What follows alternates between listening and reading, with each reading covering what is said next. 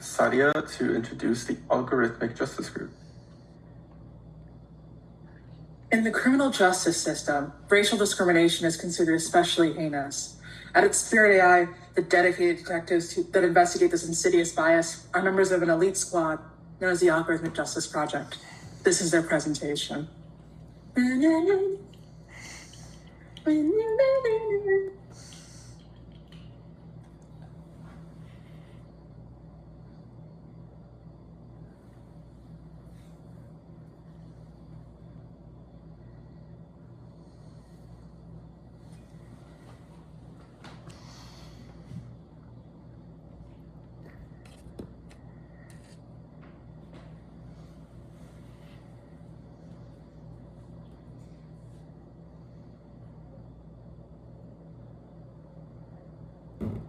Algorithmic justice and injustice.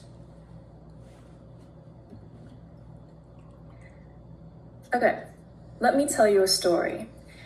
In spring of 2014, Brisha Borden and her friend were late to pick up her god sister from school. On the way, Brisha and her friend stole an unlocked bike and scooter they spotted, but were quickly caught and arrested and charged with burglary and petty theft, the items ultimately amounting to around $80 in worth. The year before, Vernon Prater was arrested for shoplifting tools, also around $80 in worth. Both 18-year-old Brisha and 41-year-old Vernon were sent to jail. But as they were checked in and screened by the jail's computer program Compass, something strange happened. So, alright, I'm going to be talking about Compass. That stands for Correctional Offender Management Profiling for Alternative Sanctions. Basically, it's a risk assessment tool used in the criminal justice system to help predict if someone is likely to commit another crime or not show up for court. The idea is that instead of relying on only personal judgment, Compass gives judges and other officials data to help them make more fair and consistent decisions, like whether someone should get bail, or what kind of sentence they should get, or if they're ready for parole. It works through a questionnaire with over 100 questions. It looks at things like person's criminal history, whether they have a job, their education, and even their behavior or mindset. Then based on that, it gives 3 scores, one for the chance of committing another crime, one for the chance of committing a violent crime, and one for the chance of not showing up to court. Each score is rated from 1 to 10, with the highest number meaning the highest risk. It's supposed to make things more fair, but there are definitely concerns about how accurate and unbiased it really is, which we will go into next. Okay, so let's come back to our story. Compass evaluated Vernon, who had formerly committed 2 armed robberies and 1 attempted armed robbery prior to his arrest, and Brisha, who had 4 juvenile misdemeanors before stealing the bike and scooter. For the purpose of this, we'll be focusing on the score, one of the 3 scores out of 10, to evaluate how likely they were to recidivate in the next 2 years. Recidivate meaning commit a crime again. So quickly in your head, what do you think Compass scored them? Okay, we can reveal them now. So Vernon was scored low risk with a score of 3, and Brisha was scored with a high risk 8. So then, was Compass correct?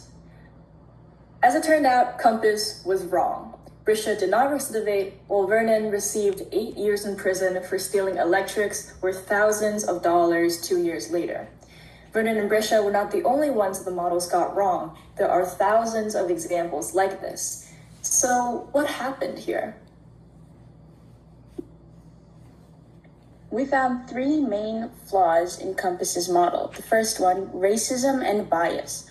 Compass's model would reveal skewed results favoring white defendants while prejudicing black defendants, giving them a higher risk score using its biased algorithm. The second one, over-reliance on the model, using it beyond its intended application. According to ProPublica, Compass would be used by judges and parole boards to give sentences and judgment during criminal sentencing, rather than using the risk score to determine whether a defendant was eligible for probation or treatment programs.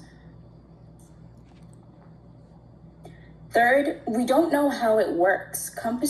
company, North Point, does not publicly disclose the calculations used to arrive at the defendant's risk scores, which makes it impossible for neither the defendant nor the general public to discern what might be causing the inequality in the risk scores. It should also be taken into consideration the fact that North Point is a for-profit company, which could pose some ethical and moral concerns. After analyzing the results of the Compass model, we decided to create our own model using the same dataset that Compass was trained on. Our goal was to create a model that yielded the fairest results possible. So first, we trained and tested a model using the dataset that Compass was created with. We tweaked the dataset a little to ensure our results were as fair as possible. After the creation of our model, we used different graphs to analyze the fairness of the model. And finally, we discussed how fair machine learning is beyond Compass. So here are the 11 factors that were used within our dataset listed on the screen. We tweaked the original Compass dataset a little because we wanted a model with as little bias as possible. And during testing, we actually completely removed race from the dataset. Despite this, there were still some flaws with our model. We looked at the false positive and false negative rates of our two largest groups, African Americans and Caucasians, with and without race as a consideration. Our findings showed that the false positive rate for African Americans was substantially higher than Caucasians, meaning that more frequently, African Americans were wrongly predicted to recidivate, while our false negative rate was substantially higher for Caucasians than African Americans, meaning that more frequently Caucasians were wrongly predicted to not recidivate. So obviously this is an issue just beyond the racial inequalities. The wrong people are being predicted to recidivate. So as an attempt to solve this, we removed race from the consideration, although this did not have a large effect on our results, and we were still receiving the same inequalities. And this is because although we removed race from consideration within our model, we couldn't remove it from the consideration during these individuals' lives and how it has affected them due to over-policing or under-policing, or just in many other ways race has an impact on individuals' lives. The way we can deduce if our model is fair is by using different metrics of fairness. One such metric of fairness is called group fairness, where despite gender, race, age, or any other category that data classifies a person as, they should all have the same chance of being predicted to recidivate.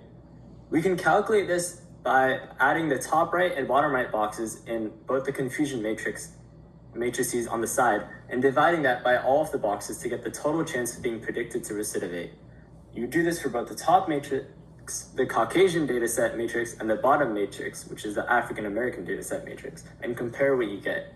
In this case, the Caucasian matrix had a much lower chance, which leads us to believe that by this metric, this model isn't fair. However, there are different metrics that you can use to decide if a model is fair or not. In this example, we define fairness as the chance a person was predicted to recidivate and does recidivate should be equal. Now, we start off with the top matrix. We divide the bottom right box by the right column for both of the confusion matrices, as the right column is the people that were predicted to recidivate, and the bottom right box is the people that did recidivate. In this case, the chances are still very close, so we would say that by this metric, this model still isn't fair. Knowing all this, we must consider the larger implications behind such a model. Is there a way to make a fair model based on data from a criminal justice system entrenched in centuries of racism? And with all these different definitions of fairness, which one should we use? Evidently, it is difficult to disentangle race from someone's identity. It is linked to where one lives, who they interact with, the resources that are available to them, and so on. But furthermore, is a model the purpose of scoring someone's future good or ethical at all?